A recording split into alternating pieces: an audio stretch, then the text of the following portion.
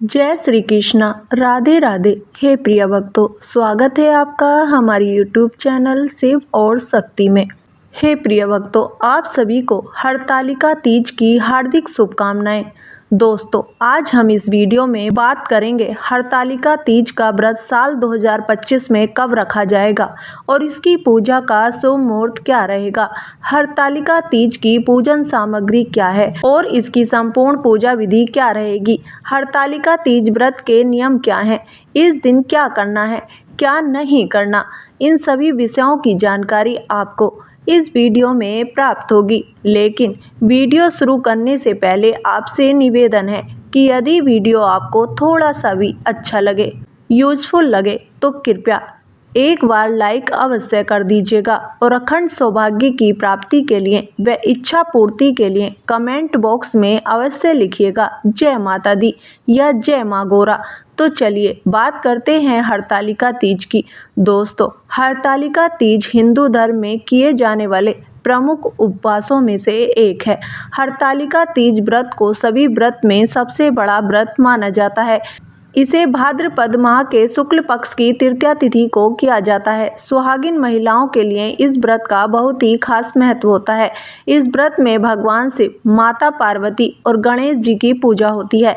इस दिन सुहागिन महिलाएं अपने पति की लंबी आयु के लिए व्रत रखती हैं और भगवान शिव और माँ गौरी से सदा सुहागिन का आशीर्वाद मांगती हैं।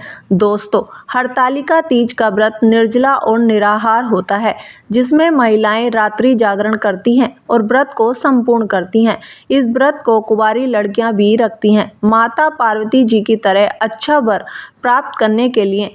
इसलिए जो कुंवारी लड़कियां इस व्रत को रखना चाहती हैं तो वह रख सकती हैं। आपको बता दें कि हरतालिका तीज का व्रत भगवान शिव और माता पार्वती जी के पुण्य मिलन के उपलक्ष्य में मनाया जाता है। ऐसा कहा जाता है कि माता पार्वती जी ने भगवान भोलेनाथ को पति के रूप में पाने के लिए कठोर तप किया था। माता पार्वती के कठोर तप से प्रसन्न होकर भगवान शिव जी ने उन्हें पत्नी के रूप में स्वीकार किया।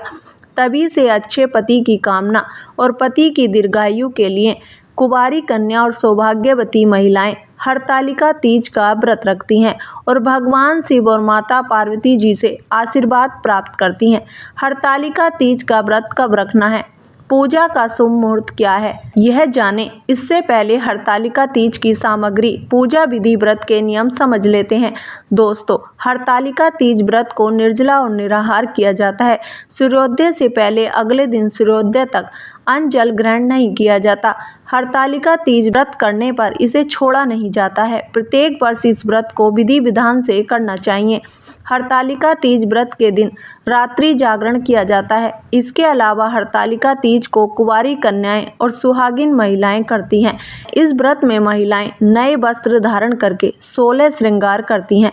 हरतालिका तीज व्रत के नियम बहुत ही सख्त हैं। ऐसा माना जाता है कि अगर इस व्रत में आपने पानी ग्रहण किया है तो अगले जन्म में मछली का जीवन मिलेगा। यदि आपने इस व्रत में फलों का सेवन किया है तो अगला जन्म बंदरिया का, वहीं अगर इस दिन सो जाएं तो अजगर का जन्म मिलेगा। इस व्रत में यदि कोई महिला दूध पीती है तो वह अगले जन्म में सर्पनी बनती है।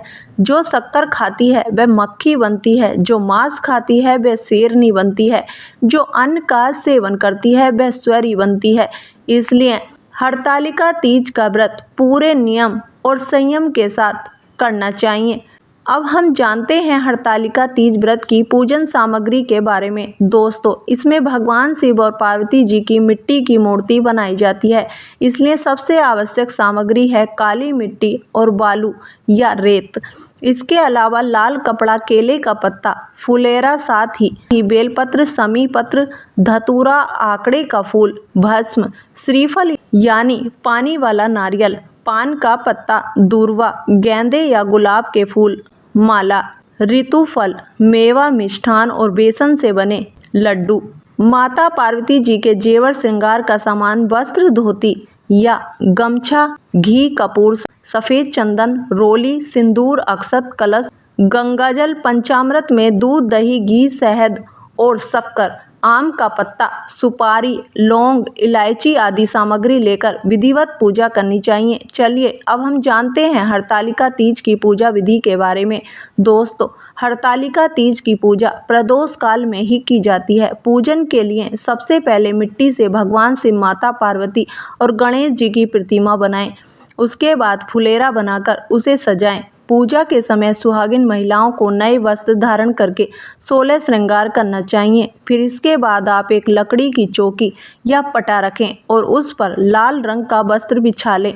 अब चौकी पर स्वास्तिक बनाकर केले का पत्ता रखें। तत्पश्चात तीनों प्रतिमाओं को स्थान दें। अब आप एक कलश की स्थापना करें। एक मुट्ठी चावल पर कलश रखें और उसमें स्वास्तिक का चिन्ह बना लें। कलश के अंदर थोड़ा सा पानी, गंगा जल, हल्दी, सुपारी और एक सिक्का डाल दें।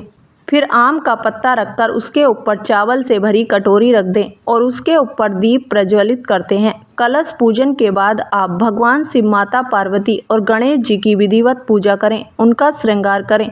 महिलाएं सुहाग का सामान माता गौरी जी को अर्पित करें। भगवान शिव जी को धोती या गमछा अर्पित करें। विधिवत पूजा अर्चना करने के बाद हरतालिका तीज व्रत की कथा पढ़ें या सुनें। उसके बाद आरती करें, जिसमें आप सबसे पहले भगवान गणेश जी की आरती करें, फिर भगवान शिव जी की, तत्पश्चात माता पार्वती जी की आरती गाएं। पूजा के बाद आप भगवान की परिक्रमा करके उनका आशीर्वाद लें। फिर रात्रि जागरण करके भजन कीर्तन करें। फिर अगले दिन सुबह स्नान करके फिर से पूजा करें और माता पार्वती जी को सिंदूर चढ़ाएं, जिससे सुहागिन महिलाएं सुहाग लेती हैं, और ककड़ी, खीरा व हलवे का भोग लगाएं। इसके बाद आप प्रसाद को खाकर अपने व्रत का पारण करें। तो चलिए जानते हैं कि साल 2025 में हरतालिका तीज का व्रत कब रखा जाएगा। पूजा का शुभ मुहूर्त क्या है, इस दिन राहु काल का समय कब से कब तक रहेगा।